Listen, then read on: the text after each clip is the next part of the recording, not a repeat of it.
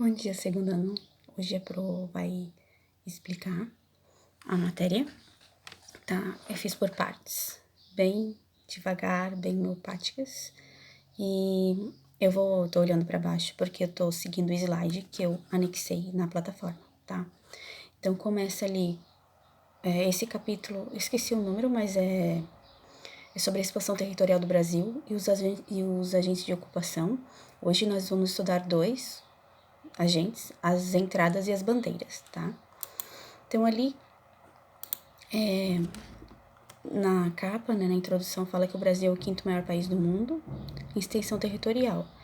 E, para ele ter esse tamanho, tem vários fatores históricos, porque, inicialmente, o Brasil eram aquelas partes da capitania hereditária, né, estabelecida pelo Tratado de Tordesilhas. Então, o Brasil era um pequeno país do litoral e transformou-se nesse país transcontinental. Então, tem vários agentes e nós hoje vamos estudar os bandeirantes e as entradas e os bandeirantes, né, as entradas e as bandeiras. Então, no final do século XVI, em 1500 bolinhas, a concentração de população era no litoral, porque os portugueses, eles eram voltados assim, eles tinham que ver o mar para lembrar de Portugal e eles não queriam se estabelecer no Brasil, eles queriam tudo que eles produziam, eles queriam que retornasse a Portugal, tá? Então tem uma frasezinha que eu coloquei que é assim: por mais arraigados que na terra estejam e mais ricos que sejam, tudo pretendem levar a Portugal.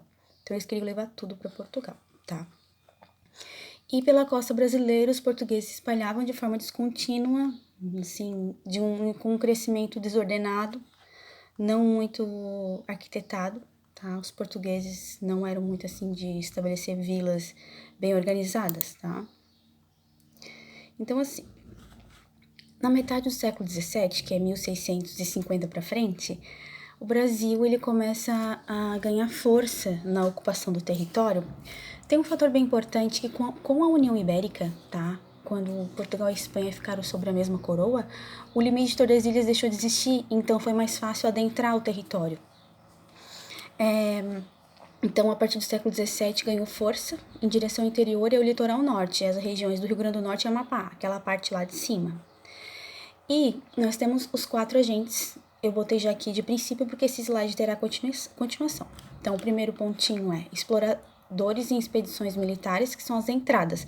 O livro de vocês não fala a palavra entradas, mas são as entradas, que eram as expedições oficiais. Essas expedições oficiais criaram... eles vinham para cá para expulsar os estrangeiros e manter a posse do território. E eles fundaram várias fortalezas na região Nordeste e Norte, que deram origem às nossas capitais de lá. Bandeirantes eram expedições particulares, diferente das entradas que eram patrocinadas pela coroa. Os bandeirantes eram expedições particulares de pessoas que iam em busca de ouro, porque é dinheiro, né? Eles iam em busca de indígenas para capturá-los para transformar em escravos, em busca de escravos fugitivos e em busca de ouro. E também tinha um tipo de bandeira que destruía quilombos contra rebeliões indígenas, que veremos mais adiante. Então, o terceiro pontinho eram os jesuítas, que fundaram aldeamentos no interior. Então, eles interiorizaram também o Brasil. Só que essa interiorização dos jesuítas é espanhola, porque os jesuítas espanhóis eles estabeleceram no interior do rio Amazonas e na região ali do rio Paraguai e rio Paraná. E no Rio Grande do Sul também, tá? Os jesuítas portugueses foram em bem menor número que os espanhóis. E criadores de gado, que é pecuária, porque o gado ele foi empurrado para o interior porque o litoral era reservado para cana-de-açúcar. Então, depois ali tem um mapinha, tá? Que vocês não estão vendo, mas eu vou dizer para vocês que o primeiro é do século XVI, as primeiras vilas no litoral. Os portugueses estabeleceram no litoral e não tiveram interesse em ir para o interior, até porque era muito difícil. O segundo, ele fala já de uma interiorização do século XVII, tá? E no século XVIII vemos que o Brasil, né, a parte laranja, ele já está bem assim, bastante urbanizado. No século XVIII tem o fato da mineração. Então o interior do Brasil ele começa a ser povoado, muito povoado. Muita gente vem da Europa, de Portugal. Portugal fica vazia, né? Então assim, só um instantinho. Então vamos lá, expedições militares. Desde o início da colonização, o governo português, para conter as ameaças estrangeiras, decidiu enviar essas expedições militares, oficiais patrocinadas pelo governo. Então, o que eram as expedições militares? Eram pessoas que vinham para cá para combater os estrangeiros e as rebeliões indígenas também.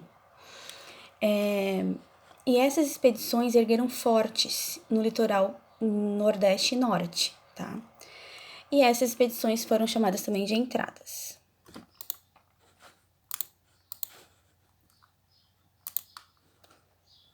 Depois, nós temos aqui as cidades do Nordeste e Norte que foram fundadas por essas fortalezas. Então, tem a Filipéia de Nossa Senhora das Neves, que atualmente é João Pessoa, o Forte dos Reis Magos, que atualmente é a cidade de Natal, a Fortaleza de São Pedro, que atualmente é a cidade de Fortaleza, e o Forte do Presépio, que é a atual cidade de Belém. Então, essas cidades foram fundadas através dessas expedições militares. Portugal fez várias fortalezas. Santa Catarina tem várias fortalezas na ilha de Florianópolis, né? Nós temos 3. Deixa eu lembrar. Tem um é São José da Ponta Grossa, um na ilha de Inhatomirim e outro na ilha de Ratones, para guardar a entrada. Depois vem o bandeirismo. Diferentemente das entradas, elas eram patrocinadas por particulares. Eles saíam do interior do Brasil, principalmente de São Paulo, e saíam em busca de metais preciosos, indígenas e escravizados fugitivos. Eram compostos, em geral, de indivíduos brancos, mestiços e indígenas. Né? Essas bandeiras tinham esse nome porque eles sempre levavam um estandarte na frente, com uma bandeira, um símbolo. Às vezes era um brasão de uma família, tá? Por isso que eram as bandeiras. Então, nós temos 3 tipos de bandeiras. O de apresamento, que era para capturar indígenas. Desculpa, gente. Capturar indígenas e vendê-los como escravos. Na época da União Ibérica, tivemos esse problema, tá? Porque a União Ibérica e teve as invasões holandesas. Os holandeses detinham o monopólio do tráfico de escravizados. Então, eles proibiram. E os bandeirantes foram sair em busca de nova mão de obra.